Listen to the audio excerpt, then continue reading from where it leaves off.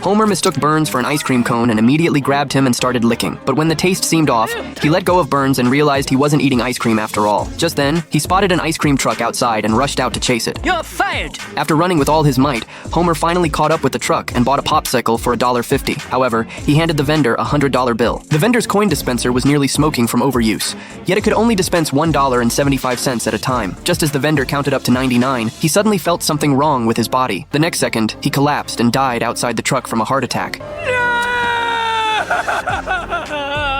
As a loyal ice cream customer, Homer brought Marge along to pay their final respects to the vendor. That's when the vendor's wife approached Homer. During their conversation, Homer learned that she no longer needed the truck. Since Homer had just been fired and received a large severance package, he decided to buy it. He soon gave the ice cream truck a makeover, decorating it in a way that kids would love. Homer had finally transformed himself into the job of his dreams. Every day, he'd wake up and hit the road to sell ice cream. Because he loved what he was doing, Homer was thrilled to go to work each day. But Marge was stuck at home doing the same things over and over. She felt like she had accomplished nothing in life and wanted to do something people would remember her by after she was gone. Sitting at the dining table, Marge stared blankly at the popsicle sticks in front of her. She picked up one stick and was suddenly struck with inspiration. After tireless effort, she managed to create a sculpture of Maggie entirely out of popsicle sticks. Marge, I was... Fogart! Homer was stunned when he saw it. He had no idea Marge was so talented. He suggested she make sculptures of other people too. Soon, Marge embarked on her creative journey, finding many people to model for her. 2 weeks later, the Simpsons' yard was filled with sculptures. A wealthy German businessman discovered Marge's work and offered to host a solo art exhibition for her. When Marge heard the news, she was first shocked, then overjoyed.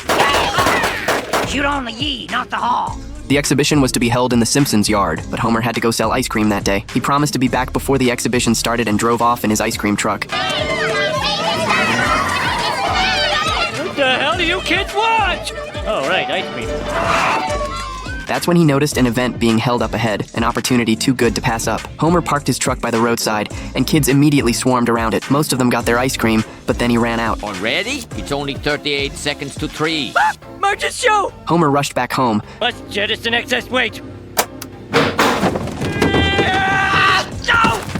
Knowing time was running out. Unfortunately, he hit a massive traffic jam. Thinking fast, Homer veered onto a side road. Just when he thought he'd make it on time, owls, people, and even a bear landed on his windshield. He turned on the wipers to clear them off, but then a crowd of people appeared ahead. Homer slammed the brakes but couldn't stop in time. Single-handedly, he destroyed every sculpture Marge had worked so hard to create. Marge was furious and refused to listen to Homer's explanations. She sat alone on the bed, unwilling to talk to anyone. Homer was locked out. No matter how many times he apologized, Marge wouldn't forgive him. He even offered $300 to compensate for the damaged sculptures, but Marge rejected his gesture and tore up the check. Homer grew haggard trying to make Marge happy. He sent her a photo of himself, and when Marge saw it, she felt a pang of heartache.